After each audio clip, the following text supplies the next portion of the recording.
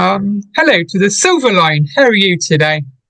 I'm good. I'm Michael of the Silverline. My wife Kathy joins me normally, but she's been called away.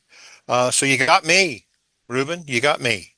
Well, that's good. I got you. So, can you tell me, roughly, how long, how did Silverline get your duo name? How'd we get the name? Yeah. Well, it was sort of just kind of random. Kathy really wanted to have silver in our name, and so we were just kind of looking around at different things and saw the word Silverline. It's really a bus line in America for the Greyhound bus line. It's the Silver Line. And so we thought that sounded pretty cool. So we just stole it. Good old bus route in America. So, can you tell me, what was it like to release your debut single called "Let Me Let the Rain Fall"? Well, Australia was going through a terrible drought at the time, and we had traveled out to some friends of ours for, a visit, and they live out way out in the bush, and it was just all brown out there. There hadn't been any rain for a long time, and so we thought, just seeing that, it sort of inspired us to write a song, to let the rain fall. And so that's what we did. Of course, it wasn't that long later that it rained like crazy, and everybody was telling us, please write a song called Make It Stop. We didn't do that, but that's how we wrote the song. I mean, it's pretty straightforward. Um, you know. So, what was it like to record your debut album, The Silverline Walking the Wall? Well, it was we have a producer, a guy named Simon Johnson here in Australia. Simon is an excellent producer. He also plays bass with our band, and he produces all of our music. And we had he we just went up to his place. He's got a studio, and it's very homey and can have a cup of tea and kick back and relax and make music. It's really quite good. So, Hmm. you also released a single called Cowboys and Dreamers. So, can you tell me more Yeah. about that? Well, that song was kind of inspired by the television series Yellowstone. And there was a sequence where a guy had died. He was kind of not doing the right thing, and he had horses, and his wife. They all everybody at the Yellowstone Ranch went to the funeral, and the wife, looked at the main guy there, and she said, "Cowboys and dreamers, you they'll lead you astray from the very first kiss." And so I just felt like that was a great idea and a great line for a song. And so I put it as the title of the song Cowboys and Dreamers. So Kathy sang it beautifully, as she usually does, and it turned out really good. So, do you have a favorite alcohol beverage at all? Alcohol. Yeah. No, I tend to not drink alcohol much, a little bit here and there. If I do drink something, it'll be an apple cider. I'm pretty lightweight when it comes to that sort of thing. I'm a firm ale drinker. So, can you tell me more about the single that is called I Don't Like Whiskey? Well, I don't actually. Now, my Kathy likes it, but I just thought, with all the songs, it seemed like at that time that we wrote that there were a lot of songs about whiskey, lots of songs coming out about whiskey, and so I thought, just as a little bit tongue in cheek and kind of making fun of it, that I'd write a song called "I Don't Like Whiskey." So, as it turned out, it was a bit of a ballady sort of thing that turned into a pretty good hit for us. Excuse me. So, how do you go about writing a song? Well, it's a lot more random than you'd probably think.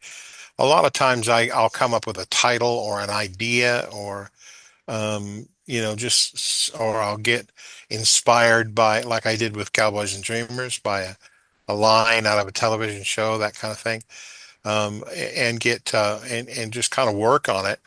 Um, Writing songs is about 2% inspiration and 90% work. You just gotta keep at it and keep working it and keep coming up with ideas and lines, and that's why we like to collaborate. I've collaborated with several different people here in Australia to write songs, and it's always fun because I'm always excited to see and hear the different ideas that they have. So it's good. So, talking about doing songs with other artists, can you tell me about the song they did with Craig Woodward called "Runaway Heart"? Yeah, that was a good one. Craig runs a music school up or down south from us a little ways. So I said, "Hey, let's write a song," and he said, "Okay." And so I just drove down there one day, and we huddled together in a room with a guitar and a computer, and I had the original idea for Runaway Heart, and then he sort of took it and you know worked with it, and I worked with it, and we massaged it, if you will, into the song that it became. It turned out pretty good. Pretty excited about it, actually. So, do you like working with other artists to get Yeah, oh, yeah, yeah, inspiration? yeah. I do actually. I like it a lot.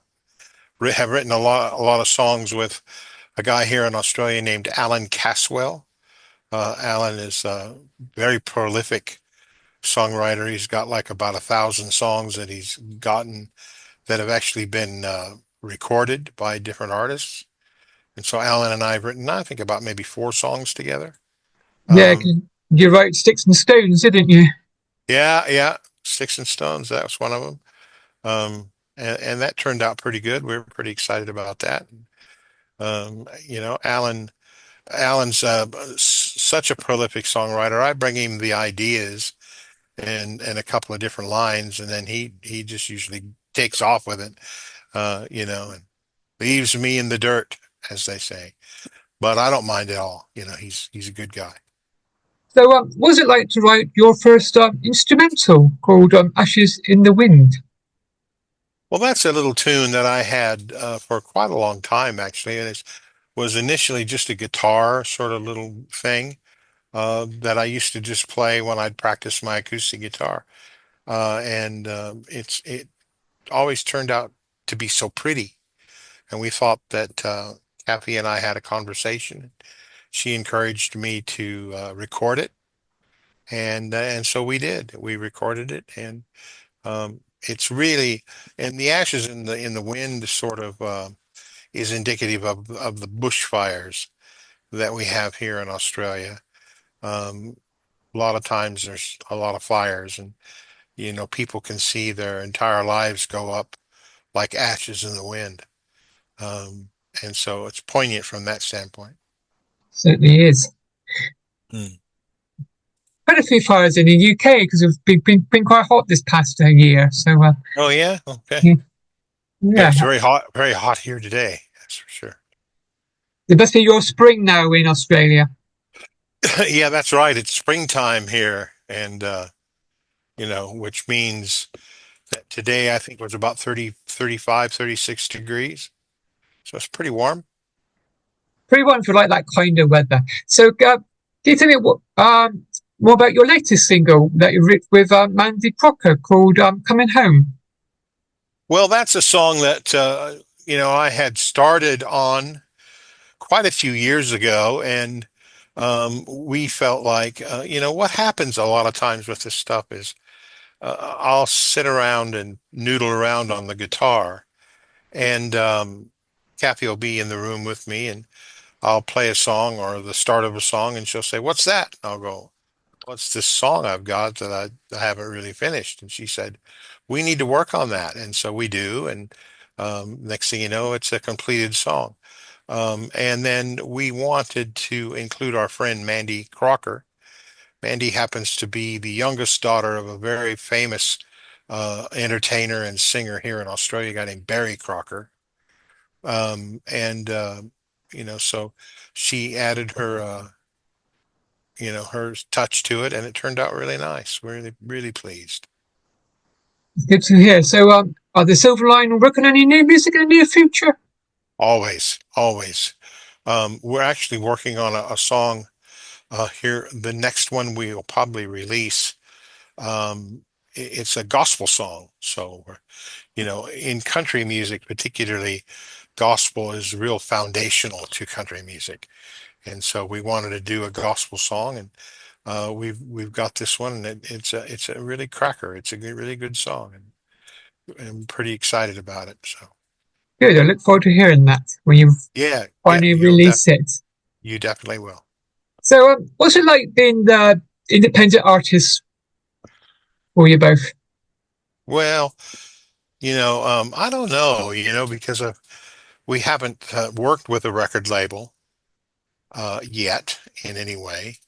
So we've always been independent artists, and so far so good. I mean, we've had six #1 songs on the country charts here in Australia, and we've done pretty well with it.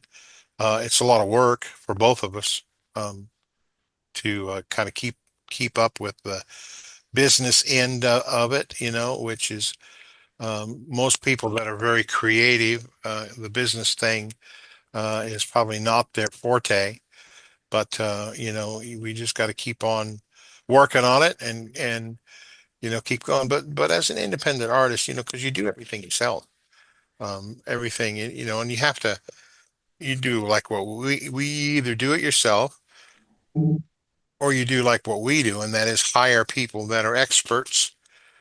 We work with a manager named Cameron Surrett, and we work with a guy named Perrin Finley Brown, who's a um, marketer. He does marketing.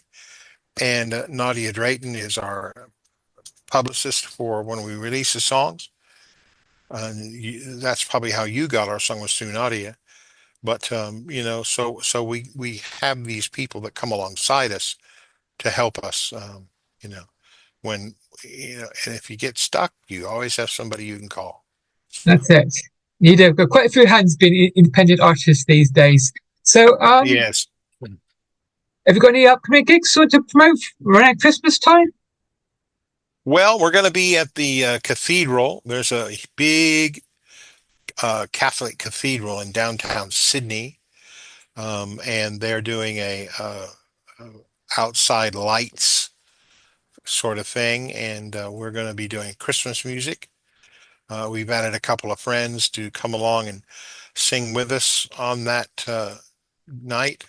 I believe it's the 21st of uh, of December when we'll be doing that, and it'll be in the city, in the big city of Sydney. So we're excited about it, and it'll be a good night. It'll be a lot of fun, and it'll probably be hot like it is today. Now, how about coming across to the UK? Because it's been very popular country music in the UK. Yeah, well, if we had certainly we love to come, but we need enough gigs to make it worth coming for.